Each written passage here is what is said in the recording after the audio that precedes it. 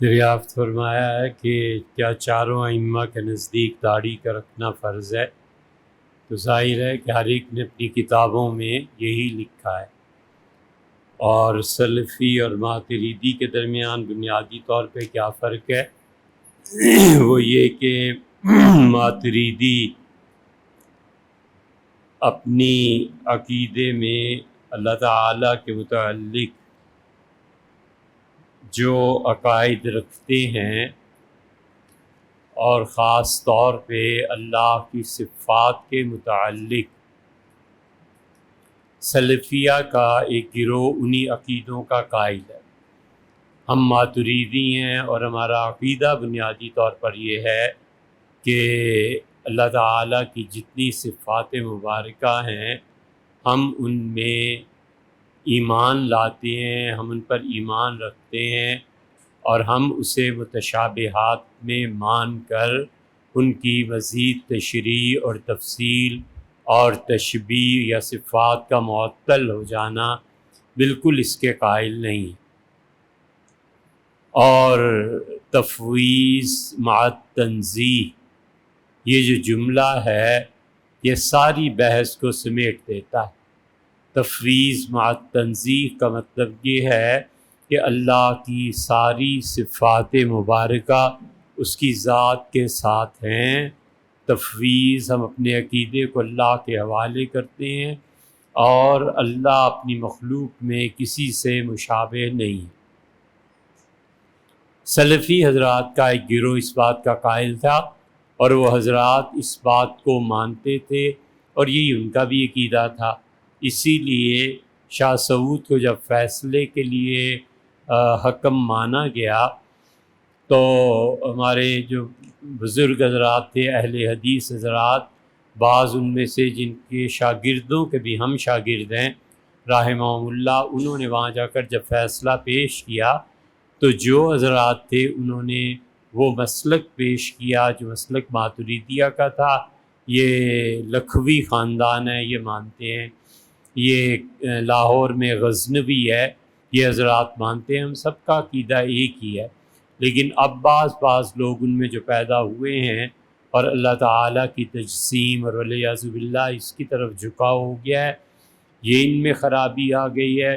اور دوسرے یزید کے جو وکیل اب پیدا ہونے لگے ہیں، یہ تو بہت ہی زیادہ خراب بات ہے۔ ان دو چیزوں میں اب فرق پڑ گیا۔ ہم یزید کو اپنے عقیدے کے طور پر فاسق و فاجر مانتے ہیں۔ ہمارے حنفیہ تو دو گروہ ہیں۔ ایک حنفیہ کا گروہ ایسا ہے ائمہ بلخ و بخارا جو یزید کو کافر جان کر اس پہ لعنت کی اجازت بھی دیتے تھے،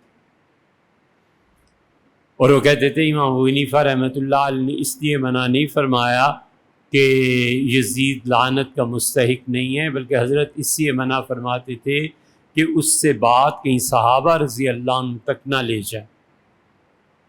صحابہ رضی اللہ عنہ کے بارے میں ایک بات جو شاہ ولی اللہ رحمۃ اللہ علیہ نے ماتریدیوں کے عقیدے میں لکھی ہے، بہت زبردست بات ہے، ہمیشہ اس پہ ایمان رکھنا چاہیے۔ انہوں نے لکھا ہے کہ امر تعبدی ہے، صحابہ رضی اللہ عنہ کی تعظیم امر تعبدی ہے۔ امر تعبدی کا مطلب یہ ہے کہ اللہ نے وہ ضروری قرار دی ہے، چاہے ہماری سمجھ میں آئے یا نہ آئے۔ بس نماز میں ایک رکوع ہے ہر رکعت میں، اور دو سجدے ہیں، ہے عقل کی کوئی بات؟ عقل میں نہیں آتا۔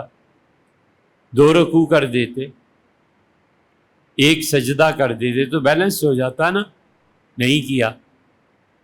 والعیاذ باللہ کوئی اٹھ کے کہے کہ خدا تعالیٰ نے یہ ظلم غلط بات ہے یار۔ امر تعبدی ہے، عبادت کی چیز ہے، اور عبادت کی بات چاہے سمجھ میں آئے یا نہ آئے ماننا ضروری ہے۔ عبادت ساری ایسی ہے کہ وہ سمجھ میں آئے یا نہ آئے ماننا ضروری ہے۔ سارا دن روزہ رکھو اور پھر رات کو تراویح کے لیے کھڑے ہو جاؤ، 30-40 رکعتیں وہ پڑھو، تو اب کیا کرے آدمی؟ لیکن اس لیے ضروری ہے کہ امر تعبدی ہے، عبادت ہے۔ صحابہ رضی اللہ عنہم کی تعظیم امر تعبدی ہے، اللہ نے، رسول صلی اللہ علیہ وسلم نے ضروری قرار دیا ہے کہ ہم ان کی عزت اور احترام کریں۔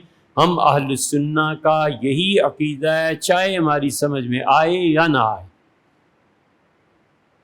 بس صحابہ رضی اللہ عنہم معصوم نہیں تھے، قتل بھی وہاں ہوا ہے، شراب بھی انہوں نے پی ہے، جوا بھی کھیلتے رہے، فتوے بھی ایسے ہیں جس میں عام امت سے ہٹ کر انہوں نے فتویٰ دیا ہے۔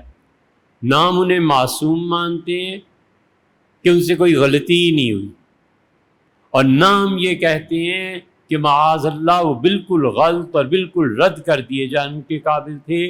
یہ ایک شاخ امت میں اہل حدیث حضرات کی ہے جو کہتے ہیں صحابہ رضی اللہ عنہ کا قول فعل، خلافت راشدہ کا قول فعل کوئی دلیل نہیں ہے، صرف کتاب اور سنت۔ ہم اہل سنہ کہتے ہیں، شاہ ولی اللہ صاحب رحمۃ اللہ علیہ کہتے ہیں، نہ ہم انہیں معصوم مانتے ہیں اور نہ ہم بالکل ہی گناہ گار مانتے ہیں، بلکہ ہمارے ذمے صحابہ رضی اللہ عنہم کی تمام تر خطاؤں کو پڑھنے اور سمجھنے کے باوجود ہمارا عقیدہ یہ ہے کہ وہ سب کے سب جنتی اور اللہ کے یہاں بخشے ہوئے۔ حضور صلی اللہ علیہ وسلم کی زیارت اتنی بڑی چیز ہے، اتنی بڑی نیکی ہے کہ اس چہرہ مبارک کی زیارت کر لینا دنیا کا بڑے سے بڑا نیک عمل، اس کے متوازی تو درکنار اس کے پہلو میں بھی نہیں بٹھایا جا سکتا۔ حضور صلی اللہ علیہ وسلم کی زیارت کوئی چھوٹی سی چیز، یہ امر تعبدی ہے۔ اس لیے جتنے صحابہ رضی اللہ عنہ پہ لعن طعن یہ کیا یہ کیا یہ کیا، ہم کہتے ہیں سب کچھ تم ثابت بھی کر لو تو بھی ہم اپنے عقیدے کے پابند ہیں، اور یہ عقیدہ حضرت شاہ ولی اللہ صاحب رحمۃ اللہ علیہ کا کمال کی بات لکھی ہے کہ امر تعبدی ہے، کہ عبادت ہے، بس سمجھ میں آئے یا نہ آئے اس عقیدے پہ قائم رہنا ہے۔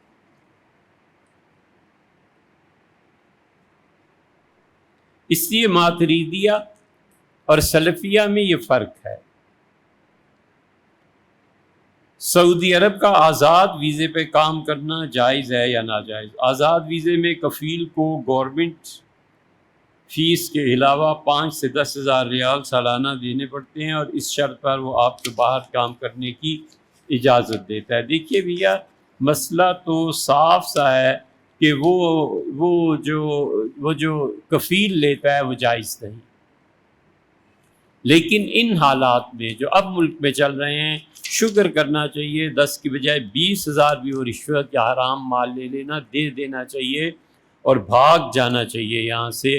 کوئی صورت ملے اس ملک سے نکلنے کی چلے جانا چاہیے، یہاں اپنی اولادوں کا مستقبل داؤ پہ لگانا ہے، اپنی جان داؤ پہ لگانی ہے، اپنی عزت داؤ پہ لگانی ہے، اور یہ ساری چیزیں، یہ جو قتل عام شروع ہو گیا اور یہ جو اغوا اور لڑکیوں کا خاص طور پہ، اس معاشرے میں کون رہ سکتا ہے؟ اس لیے شدید مجبوری کے تحت یہ فتویٰ کیا جاتا ہے کہ جلد از جلد اس ملک کو چھوڑ دینا چاہیے، بھاگنے کی کوشش کرنی چاہیے۔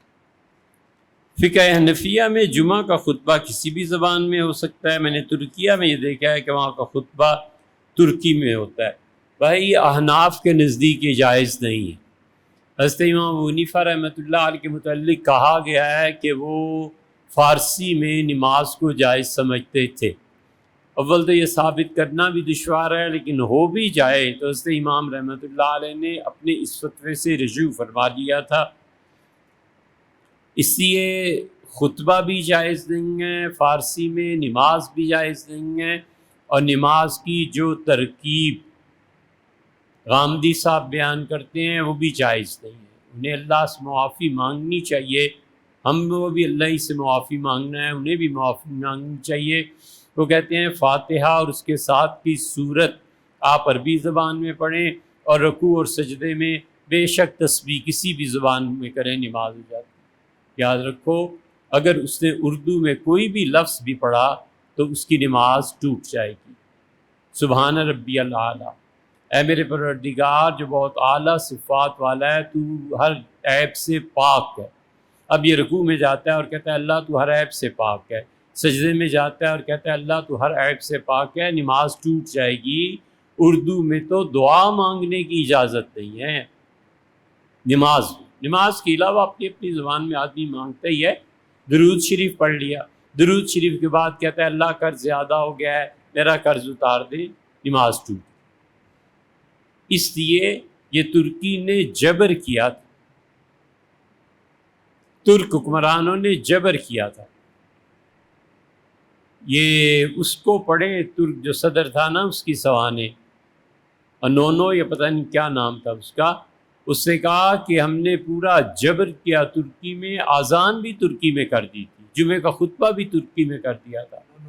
انونو، عصمت انونو، اس نے لکھا کہ جب ہم نے جبر کو ذرا سا ہٹایا تو پھر جو پودا پتھر کے نیچے سے برآمد ہوا وہ پھر اسلام۔ اس لیے جبر کیا جاتا ہے، اور سلطنتوں کا جو جبر ہوتا ہے، حضور صلی اللہ علیہ وسلم کی دو باتیں یاد رکھنی چاہیے۔ آپ نے فرمایا المتسلط بالجبروت، جو لوگوں کی مرضی کے خلاف حاکم بن جاتا ہے، لوگوں پہ مسلط ہو جاتا ہے، 7 آدمی جن پہ خدا کی لعنت برستی ہے ان میں سے یہ ایک۔ تو جبر کی حکومت، لعنتیوں کی حکومت ہوتی ہے ایک، اور دوسرے رسول اللہ صلی اللہ علیہ وسلم فرمایا جو آدمی جبر کیا جائے اور وہ جھوٹی شہادت دے، اللہ کے ہاں وہ معاف ہے، اللہ اس سے اس شہادت کو نہیں پوچھے گا۔ یہ جو ہے نا سورہ بقرہ کے آخر پہ ربنا لا تؤاخذنا ان نسینا او اخطانا، اس کی تفسیر پر دیکھنی چاہیے۔ محققین نے اس پہ لکھا ہے کہ جو آدمی جھوٹی شہادت پر مجبور کیا جائے اور اسے ڈر ہو کہ اس کی عزت لوٹ لی جائے گی، خواتین برباد ہو جائیں گی، یا یہ پھانسی چڑھا دیں گے، یا یہ کہ غائب کر لیں گے، تو اس کے لیے یہ اجازت ہے کہ وہ جھوٹی شہادت دے اور اپنی عزت اور مال کو محفوظ کرے۔ اسی لیے ہم کہتے ہیں اس ملک سے نکل جاؤ۔ تو جبر ہے یہ، اس لیے جبر میں ترکیوں میں آپ نے دیکھا ہوگا خطبہ ہوتا ہوگا، حکومت کا جبر ہے۔ عقیدہ ماتریدیہ میں تفویض کے عقیدے کے متعلق کیا متشابہ آیات، اللہ تعالیٰ کا رات کو ایک پیر آخری آسمان پہ آنا، اللہ کا ہاتھ بیعت رضوان والوں کے ہاتھ کے اوپر ہونا، ان کی کوئی تفسیر نہیں کی جاتی، اگرچہ صاف واضح ہے کہ پہلے میں اللہ تعالیٰ دعا کی قبولیت زیادہ بتا رہے ہیں، جبکہ دوسرے میں صحابہ کرام رضی اللہ عنہ کی بیعت رضوان کی تعریف کر رہے ہیں۔ عمر صاحب آپ نے بالکل ٹھیک کہا ہے، ہم اس آیت کی تفسیر ضرور کرتے ہیں ماتریدی، مگر یہ جو آتا ہے نا ید اللہ، اللہ کا ہاتھ،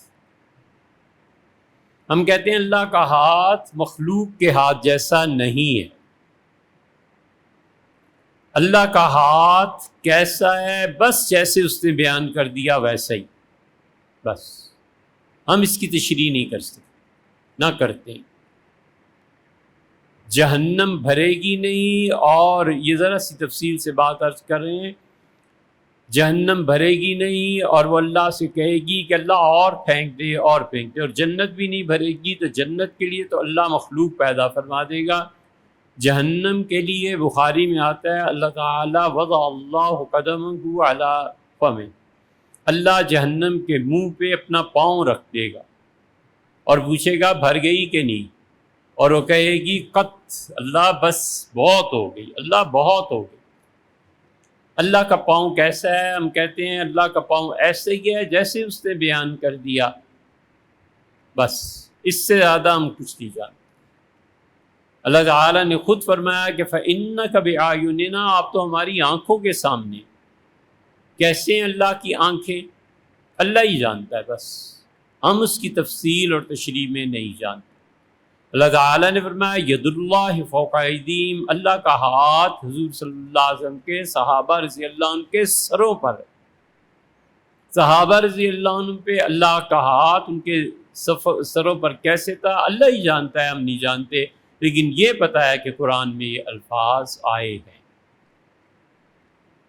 اللہ کی جتنی صفات ہیں، شاہ ولی اللہ صاحب رحمۃ اللہ حجت اللہ البالغہ میں بات ہی پوری کر دی ہے۔ وہ کہتے ہیں اللہ تعالیٰ کی جتنی صفات ہیں ان سب کے بارے میں ہمارا عقیدہ یہ ہے کہ تمام صفات آیات متشابہات میں سے ہیں، بس ہم پہ ایمان لاتے ہیں، قرآن میں اس کی تلاوت کرتے ہیں اور اس کی کھوج میں نہیں پڑتے کہ اصل حقیقت کیا ہے۔ وما یعلم تاویلہ الا اللہ، اللہ کے علاوہ ان چیزوں کی حقیقت کوئی نہیں جانتا۔ کہ اگر مزید تفصیل سے آپ نے ویسے تو نہ سنیے، مگر مجبوری ہے، کہنا پڑتا ہے کہ جہاں ہم نے عقائد کا بیان کیا ہے نا، وہاں بہت تفصیل سے اللہ تعالیٰ کی صفات پر بحث کی ہے، اور مثنوی میں بھی اللہ تعالیٰ کی صفات طیبہ پر بات کی۔ ایک نعت میں شعر ہے کہ کون دیتا ہے دینے کو منہ چاہیے، دینے والا ہے سچا ہمارا نبی۔ کیا یہ نعت پڑھ سکتے ہیں؟ کانپور سے لاریب صاحب فرماتے ہیں۔ لاریب صاحب یہ ایک نعت میں یہ شعر ہے، امام احمد رضا خان صاحب کی نعت ہے، لوگ پڑھتے ہیں اسے عام طور پہ، لیکن ہمارے زمانے میں عقیدے کا فساد اتنا ہے کہ 3 جماعتیں ہو گئی ہیں۔ ایک جماعت وہ ہے جو حضرت رسالت مآب صلی اللہ علیہ وسلم سے، اولیاء کرام سے کسی سے بھی مدد مانگنا جائز اور درستی نہیں سمجھتی، مستحب جانتی ہے کہ ضرور مانگو، اور وہ کہتے ہیں اللہ نے انہیں اختیار دیے ہیں۔ بریلوی حضرات کا یہ مسلک ہے۔ ایک وہ ہیں جو دیوبندی مسلک کے لوگ ہیں، وہ کہتے ہیں کہ ان سے مانگنے کے الفاظ اگر شوق میں، محبت میں کہے جائیں اور عقیدہ نہ رکھتا ہو آدمی تو ایسے الفاظ کا کہنا جائز ہے، ہم اسے محبت تصور کریں گے، شوق تصور کریں گے، اس طرح کی چیزیں۔ اور وہ کہتے ہیں حضور صلی اللہ علیہ وسلم جہاں بھی مانگنا ہے وہ ان کے وسیلے سے مانگنا ہے۔ دیوبند کے حضرات یہ کہتے ہیں۔ اسی میں حضرت حاجی امداد اللہ صاحب مہاجر مکی رحمۃ اللہ علیہ کی امداد القلوب پڑھنی چاہیے۔ دوسرا حوالہ حضرت قاسم نانوتوی رحمۃ اللہ علیہ کے اشعار پڑھ لینے چاہیے۔ تیسرا حوالہ جہاں ہمارے حضرت سید انور شاہ صاحب کشمیری رحمۃ اللہ علیہ حضور اقدس صلی اللہ علیہ وسلم کے لیے نعت لکھتے ہیں، اور یا غیاث المستغیثین، اے فریاد کرنے والوں کی فریادوں کو سننے اور پورا کرنے والے اللہ کے رسول علیہ الصلوۃ والسلام، اس کو پڑھنا چاہیے، یہ ان کا۔ اور تیسرا مسلک خالص کھرا شیخ الاسلام ابن تیمیہ رحمۃ اللہ علیہ کا ہے، وہ کہتے ہیں اللہ کے علاوہ کسی سے مانگنا نہیں ہے، حتیٰ کہ رسول اللہ صلی اللہ علیہ وسلم کی قبر اطہر پر جا کر نبی کریم صلی اللہ علیہ وسلم سے یہ درخواست کرنا کہ آپ قیامت میں میری شفاعت کر دیں، یہ بھی جائز۔ اور شیخ نے لکھا ہے کہ صحابہ، تابعین اور تبع تابعین رضی اللہ عنہ کے زمانے میں کوئی ایسی بات نہیں ملتی، یہ باتیں اس کے بعد شروع ہوئی۔ ہمارے شیخ حضرت ابو الحسن علی ندوی رحمۃ اللہ علیہ بھی اس بات کے قائل تھے۔ انہوں نے حضور اقدس صلی اللہ علیہ وسلم کی قبر شریف پر سلام پیش کرنے کے جو لکھے ہیں نا جملے، ان میں دیکھو صاف صاف حضرت رحمۃ اللہ علیہ نے بہترین عربی میں قصیدہ اور جملے لکھے ہیں، لیکن شفاعت کی درخواست کو نہیں لکھا۔ تو شیخ الاسلام ابن تیمیہ رحمۃ اللہ کا ان کا مسلک یہ ہے۔ تو ایک حضرت حاجی صاحب رحمۃ اللہ علیہ، ایک حضرت قاسم نانوتوی، تیسرے حضرت انور شاہ صاحب، چوتھے شاہ ولی اللہ رحمۃ اللہ علیہ مجمعین، ان کا قصیدہ پڑھ لیجئے، وہاں آپ کو مل جائے گا۔ 5ویں اوپر چلے جائیے، شاہ عبدالعزیز صاحب رحمۃ اللہ علیہ کے یہاں مل جائے گا۔ تو یہ تینوں مسلک امت میں اس وقت ہیں، بغیر کسی کو کافر کہے، بالکل کسی کی تکفیر میں نہ پڑھو۔ بہت ہی مجبوری آئے تو کہو بھائی جاؤ دارالفتاء میں مفتیوں سے پوچھو، مجھے نہیں پتہ۔ قطعاً کفر اور شرک کسی کا اس میں نہیں پڑھنا چاہیے، لیکن یہ 3 مسالک اس وقت امت میں چل رہے ہیں۔ ہمارے اساتذہ اسی کے قائل تھے، کہتے تھے اللہ کے علاوہ کسی سے کبھی مت مدد مانگو، کسی ولی اللہ، کسی نبی علیہ الصلوۃ والسلام سے ان کی تعظیم، ان کی عزت، ان کے لیے مناسب کلمات، ان کے لیے ایصال ثواب کرنا، ان کے لیے ان کی قبروں پر جا کر ایصال ثواب کرنا سب جائز، اور وہ کہتے تھے مانگنا ناجائز۔ مانگو نہیں، مانگو صرف اللہ سے۔ اللہ نے جب مال دیا ہو تو وہ لباس سواری کی شکل میں ظاہر ہونا چاہیے۔ اے صاحب اناؤ اور یو پی کے ہیں اور ظاہر کو ضا کی بجائے زے سے لکھ رہے ہیں۔ یہ کیا اردو ہے؟ کیا ایسی کوئی حدیث موجود ہے؟ بالکل حدیث میں آیا بھیا، حضور اقدس صلی اللہ علیہ وسلم نے فرمایا اللہ تم میں سے جب کسی انسان پر انعام کرے تو اللہ چاہتا ہے کہ اپنے بندے پر اس انعام کا اثر دیکھے۔ اللہ نے اچھا پہننے کو دیا ہے، ضرور پہنے۔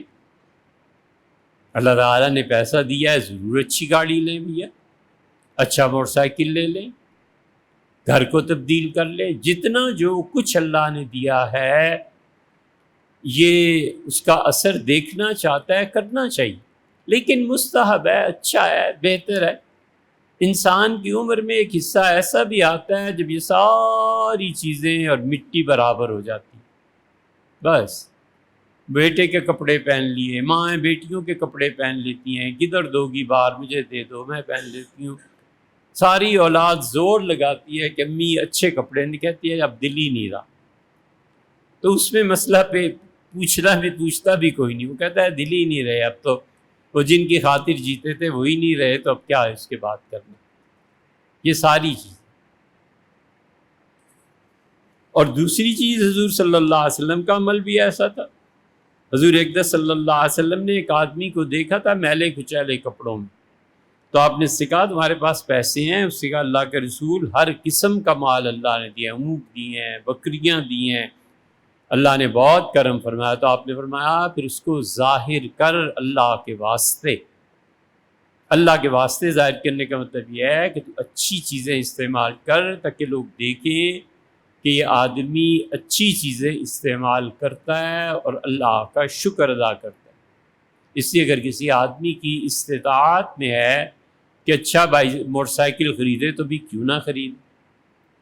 ایک آدمی کی استطاعت میں ہے کہ سوزوکی گاڑی لے تو کیوں نہ لے۔ ایک آدمی کی استطاعت میں ہے کہ BMW پوری زندگی چلائے تو یار چلاؤ۔ کسی کو کیا حق پہنچتا ہے اعتراض کا؟ اپنی عاقبت برباد کرنی ہے۔ اس کو تو ثواب مل ہی رہا تھا کہ اس کی نیت ٹھیک تھی، اوپر سے تم نے اعتراض کر کے اپنا ثواب اور غیبت ساری چیزیں اس کے ثواب میں اور اضافہ کر دیا کہ یہ BMW کیوں یوز کرتا ہے، یہ فلاں کیوں۔ جاہل نکمے اکٹھے ہو گئے ہیں،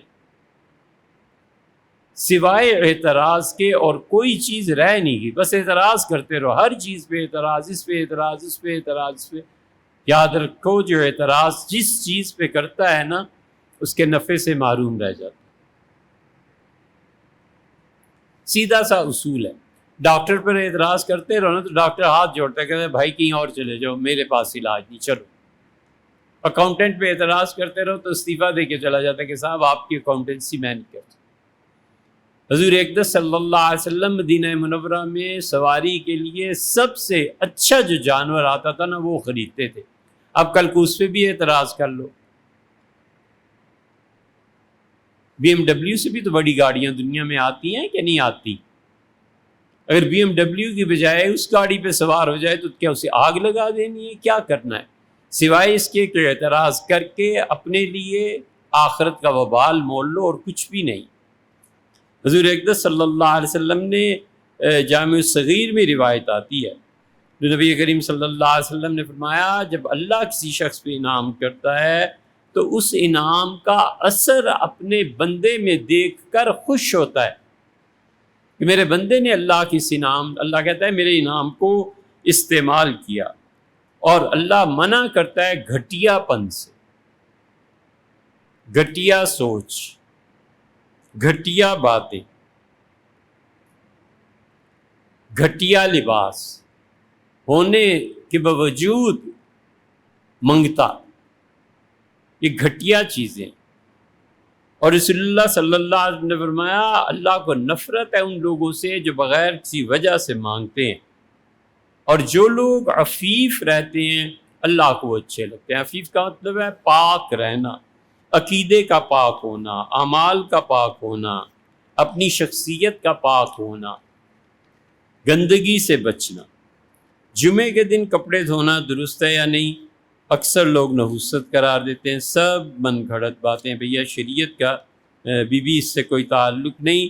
حضرت سلمان فارسی رضی اللہ عنہ کی روایت میں آتا ہے حضور اقدس صلی اللہ علیہ وسلم نے فرمایا جس شخص نے جمعے کے دن نہایا اور پھر اس نے پاک کپڑے پہنے دھلے ہوئے اور جتنا ہو سکتا تھا اس نے عطر کا استعمال کیا اور وہ سواری کے بغیر مسجد میں آیا. ایک روایت میں آتا ہے کہ اس نے سواری استعمال نہیں کی، پیدل جتنے قدم چلتا رہا اللہ کا قرب بڑھتا رہا. اسی لیے دوسری حدیث میں آتا ہے جابر رضی اللہ عنہ کا کہ ہم نے عرض کیا اللہ کے رسول، ہم یہاں سے زمینیں جہاں ہیں ہماری خرید کے مسجد نبوی کے قریب آنا چاہتے ہیں تو حضور صلی اللہ علیہ وسلم منع فرمایا. اور آپ نے فرمایا جابر تم لوگوں کو معلوم نہیں ہے کہ جو لوگ جمعے کے لیے آتے ہیں غسل کرتے ہیں، اچھے کپڑے پہنتے ہیں، خوشبو کا استعمال کرتے ہیں اور خطبے میں جہاں جگہ مل جاتی ہے بیٹھ جاتے ہیں، دو آدمیوں کے درمیان جا کر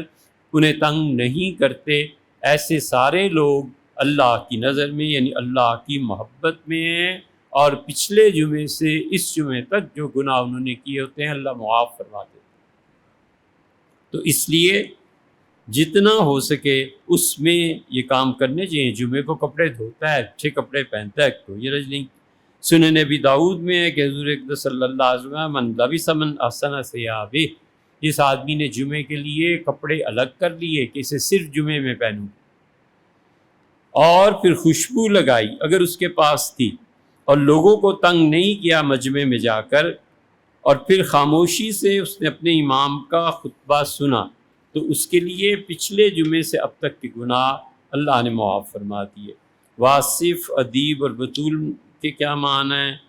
کانپور سے لارائب صاحب. یہ بھیا اس سوال کا جواب ہو چکا.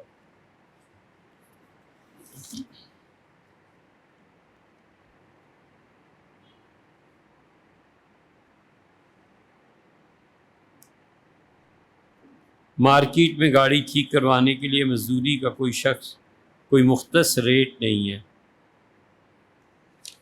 احمد صاحب ہم نے کہا تھا پہلے کہ پروسیسنگ کرنا یعنی اوور چارجنگ کرنا یہ جائز نہیں. بل بنوانا اس طرح کے کہ گاہک تسلیم کر لیں، خود ساختہ بل بنوانا یا خود ساختہ بل بنوانا جب کہ حکومت حقوق پورے کر رہی ہو یہ جائز نہیں ہے. البتہ ہمارے ملک میں یہ جائز ہے. ہمارے ملک میں اس طرح جائز ہے کہ حکومت حقوق پورے نہیں کرتی. فقہا ہمیشہ یہ فتویٰ دیتے تھے قدیم زمانے میں، اس کی ذرا سی تشریح کر دیں کہ جس جنس سے کسی نے قرض لیا ہے اسی جنس سے واپس کیا جائے گا، دوسری جنس کا استعمال جائز نہیں. ایک آدمی نے 10 من گندم قرض لی تھی، اب 10 من گندم ہی لینا ہے، اس سے 20 من یا 10 من ہی مکئی جائز نہیں. وہ کہتے تھے سونا دیا ہے سونا لے گا، روپیہ دیا ہے روپیہ لے گا، شے دی ہے شے لے گا. پھر جب مسلمانوں کے باہمی تعلقات اور ادائیگیاں خراب ہوئیں تو فقہا نے کہا کہ کوئی بھی چیز اپنے قرض کے عوض میں لے لینا جائز. مثلاً اس نے 1 لاکھ قرض دیا تھا، وہ کہتا ہے یار میرے پاس تو لاکھ ہے نہیں، موٹر سائیکل لے جاؤ. بالکل ٹھیک. وہ کہتے ہیں ہمارے زمانے میں یہ جائز ہے کیونکہ قرض واپس نہیں ملتا. اب ممالک کی حالت مختلف ہے. مثلا سعودی اپنی حکومت ان کے حقوق ادا کرتی ہے، جہاں تک ہمیں علم ہے کہ رعایا جو کچھ بھی کہتی ہے اس کو بہت سی چیزوں کو مانتے ہیں جب تک کہ وہ سیاسی امور اور بعض چیزیں نہ ہوں. شاہ عبداللہ جب آئے تھے تو انہوں نے کہا تمہارا امام مسجد تصدیق کر دے کہ تم اس مسجد میں نماز پڑھتے ہو 50,000 ریال میں شادی کے لیے بالکل فری دوں گا، اور شاہ عبداللہ اپنے دور میں یہ کرتے بھی. اسی طرح عرب امارات میں بھی بہت سے حقوق جو حکومت کے ذمے ہوتے ہیں وہ اسے پورا کرتے ہیں. جن ممالک میں حکمران اپنی رعایا کے حقوق پورے کرتے ہیں وہاں حکومت کا پیسہ کسی بھی صورت میں چرانا جائز نہیں ہے. اور جہاں پر حکمران اپنی رعایا کے حقوق پورے نہیں کرتے، تعلیم نہیں دیتے، ان کے لیے تعلیمی ادارے قائم نہیں کرتے، ان کے لیے معیشت کا سبب قائم نہیں کرتے، ان کے لیے کوئی اور کام نہیں کرتے، وہاں ہر آدمی کو یہ اجازت ہے کہ وہ حکومت کے مال میں سے اپنا حصہ وصول کر دے. یہ وہ فتویٰ ہے جو امام سرخسی رحمۃ اللہ علیہ نے بادشاہ وقت کے خلاف دیا تھا. انہوں نے کہا عیاشیاں تمہاری دن بدن بڑھتی جا رہی ہیں اور ٹیکس ہم تمہارے ادا کریں، کیوں؟ اس پہ وہ مار تو سکتا نہیں تھا، امام رحمۃ اللہ اپنے زمانے کے بہت بڑے آدمی تھے، اس سے قید میں ڈال دیا، اور امام رحمۃ اللہ قید میں بھی ایسے ڈالا کہ سرخسی رحمۃ اللہ کے لیے بڑا کنواں تھا اور اس کنویں میں ایک پتھر پھینکوایا گیا جس پہ آدمی آسانی سے بیٹھ سکتا تھا، اور انہیں کنویں میں نیچے اس پتھر پہ لٹکا دیا، وہیں چھوڑ دیا۔ روٹی صبح شام پھینک جاتے تھے اس قیدی کے لیے، باقی ایسے ہی تھا۔ 30 سال قید میں رہے، اور امام سرخسی رحمۃ اللہ کے طلبہ آتے تھے، کنویں کی منڈیر پہ بیٹھ جاتے تھے، اور امام اندر سے کنویں کے اندر سے اپنے فتاویٰ اور اپنی باتیں کرتے تھے۔ 30 سال تک وہ لکھواتے رہے، اور نئی سے نئی بات، اور علم اتنا ان کا وسیع تھا، یہ سب ہوتا رہا، اور 30 سال کے بعد وہ نکالے گئے۔ اللہ نے اتنا علم انہیں دیا تھا۔ تو اس لیے ہم کہتے ہیں کہ حکومت میں اسی سے ملتا جلتا سوال دوسری جگہ بھی کیا ہے، اور وہ سوال حکمرانوں کے متعلق ہے۔ دیکھو بھیا، صاف سی بات ہے، حکمران اگر معاشی نظام ٹھیک کر دیں، ایک نظام تعلیم ٹھیک کر دیں، 2 فریڈم آف سپیچ دے دیں، 3 قرض نہ لیں جو ہم سے ادا کیے جاتے ہیں بعد میں، یہ معاشی حالات کے حصہ ہے۔ اگر یہ حکمران 3 کام کر دیں ہمارے، ان کے خلاف کھڑے ہونا ہی ناجائز۔ تعلیم کا نظام درست کر دیں، ہمارے بچے باہر پڑھنے کو ہی نہ جائیں۔ معاشی نظام درست کر دیں، کوئی آدمی ضروریات زندگی سے محروم نہ ہو۔ حضرت معاذ رضی اللہ عنہ کے قرض کے معاملے میں رسول اللہ صلی اللہ علیہ وسلم نے جو 8 چیزیں متعین فرمائی تھیں کہ یہ انسانی حقوق ہیں، اگر وہ انسانی حقوق حکمران دینا شروع کر دیں، ان کے خلاف بولنا بھی ناجائز، اور وہ آدمی چاہے شراب پیتا ہو اور چاہے اس کے لیے روزانہ ایک رنڈی اور طوائف لے آئیں، کوئی پرواہ نہیں، ہمیں منظور۔ یہ فیصلہ عمر رضی اللہ عنہ کر گئے تھے، ہم فتوے کی بات اب نہیں کر رہے۔ مسجد نبوی میں لیٹے ہوئے تھے اور اداس تھے، حضرت سعد رضی اللہ عنہ حاضر ہوئے اور عرض کیا، امیر المومنین کیا بات ہے، آپ کے چہرے کو اترا ہوا پاتا ہوں۔ انہوں نے فرمایا، سعد کیا بتاؤں، کسی جگہ حکمرانی کے لیے گورنر بھیجتا ہوں جو اتنا صالح اور نیک ہوتا ہے کہ سب گواہی دیتے ہیں، اور جو انتظامی امور آتے ہیں حکومت کے تو ڈھیلا پڑ جاتا ہے، قانون نافذ نہیں کر سکتا، اور جو قانون نافذ کرتا ہے وہ اتنا متقی نہیں ہوتا۔ اس فکر میں ہوں کیا کروں۔ سعد رضی اللہ عنہ کا امیر المومنین، ہمارا اور رعایا کا مسئلہ ہے نا، اب ذاتی چیزوں کو چھوڑ دیں، وہ جو کچھ بھی کرتا ہے، عبادت کرتا ہے، نمازیں پڑھتا ہے، اللہ جانے وہ جانے، اور ان کو بھیجیں جو کم عبادت والے ہیں لیکن وہ قانون کو پوری قوت سے نافذ کرتے ہیں۔ سیدنا عمر رضی اللہ عنہ سوچا اور پھر فرمایا، سب کا ساتھ ٹھیک رائے ہے، میں آئندہ اسی کے مطابق کروں۔ یہی ہوتا۔ جس جہانگیر کے عدل کے آج آپ واقعات سنتے رہے ہیں، یہ جہانگیر عدل میں اتنا زیادہ عدل کرتا تھا کہ اس نے اپنے شہزادے ہونے کے زمانے میں ابو الفضل کی تقریر سن لی۔ خیر وہ لمبا قصہ ہے، چھوڑو اسے۔ یہ اتنا انصاف پسند تھا کہ نور جہان، یہ تو اس کے جہانگیری میں لکھا ہے کہ نور جہان سے ایک قتل غلطی سے ہو گیا تھا، اور نور جہان نے کہا کہ جا کے آپ عدالت میں قاضی سے کہیں، قاضی کہتا ہے قتل ہوگا، مجھے مار دیں گے۔ جہانگیر لکھتا ہے کہ میں نے اپنی جی کی قربانی دے کے قاضی کو کہا کہ مار دیں، قتل کرنا ہے کر دیں، میری بیوی ہے ٹھیک ہے، لیکن عدل قائم ہونا چاہیے۔ اور وہ جو دھوبی تھے جن کا بچہ قتل ہو گیا تھا، نور جہان نے پیشکش کی، پیسے پہ صلح ہو گئی، اور جب وہ گھر آئی ہے تو میں نے دروازے کو کنڈی لگائی، اس کے پاؤں پڑ گیا اور پھوٹ پھوٹ کے رونے لگا۔ میں نے کہا، نور جہان تجھے کچھ ہو جاتا تو میرا کیا بنتا؟ لکھتا ہے میں شادی کا قائل ہی نہیں تھا، اور میرے والد اکبر بہت زیادہ زور دیتے تھے، اور میں نور جہان کو اس وقت بھی دیکھتا تھا، لیکن جب اس کا شوہر شیر افغن مارا گیا تو پھر میں نے محبت بھی اور ترس کھا کے بھی اس سے شادی کر لی۔ تو میں تو پاؤں پکڑ لیے اور اس سے مجھے ٹھڈا مارا، اس سے کہا چل ہٹ، تو اتنا نہیں قاضی کو کہہ سکا کہ مجھے قتل نہ کرے۔ میں نے کہا میری جان، سلطنتیں انصاف سے قائم رہتی ہیں، سلطنتیں سفارشوں سے نہیں چلا کرتی۔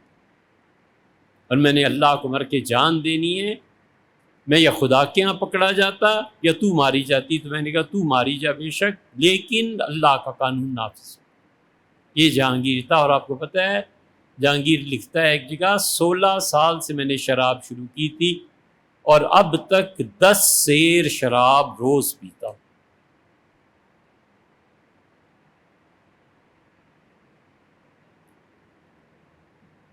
ایک دن میں نے کسی کمزوری کی شکایت حکیموں سے کی، اور پھر لکھتا ہے انہوں نے کہا 50 من افیون لا کے دو تاکہ تمہارے لیے ویاگرا بنائی جا سکے، اور میں نے دے دیا، اور اس کے باوجود کچھ نہیں ہوا۔ یہ حکیموں نے مجھ سے جھوٹ بولا، فراڈ کیا۔ یہ ساری اس کی ذاتی زندگی اس میں بھی لکھی ہوئی عیاشیاں تھیں، لیکن کیا مجال ہے کہ اس کے زمانے میں جانور بھوکا مر جائے، نہیں ہو سکتا تھا۔ یہ اتنے عظیم لوگ تھے، اس لیے کہ ذاتی زندگی جو بھی ہے انہوں نے پبلک پہ پورا انصاف کیا۔ کیا اپنے گھر میں اہل خانہ کہ صرف کھانے کے لیے چاول سٹور کیے جا سکتے ہیں؟ اتنے ہیں کہ ایک لمبے عرصے تک چاول کی ضروریات پوری کی جا سکیں اور اس خریداری سے بازار اور ارد گرد کے کاروبار کو کوئی فرق نہ پڑے۔ بالکل ٹھیک ہے بھئی، اس میں کیا حرج؟ کوئی حرج نہیں۔ آپ 100 من چاول لے کے رکھ لیں، مارکیٹ میں قحط کی صورتحال اگر پیدا نہیں ہوتی نا تو یہ ذخیرہ اندوزی نہیں۔ ذخیرہ اندوزی اس وقت ہوتی ہے جب مارکیٹ میں پبلک کے لیے چیز اویلیبل نہ ہو۔ اویلیبل ہے، لوگ خرید سکتے ہیں، لیکن اس کے باوجود اس نے انویسٹمنٹ کی ہے، 1 کروڑ کا چاول رکھ لیا اپنے سٹور میں، پبلک کو کوئی پریشانی نہیں، حکومت کو کوئی مشکل پیش نہیں آ رہی، تو وہ اس کے لیے 1 کروڑ بھی جائز ہے، 5 سال لگتا ہے، 10 سال لگتا ہے، اس سے کیا فرق پڑتا ہے؟ اس کی انویسٹمنٹ ہے نا جی، تو اسے انویسٹمنٹ پہ نفع ملنا چاہیے۔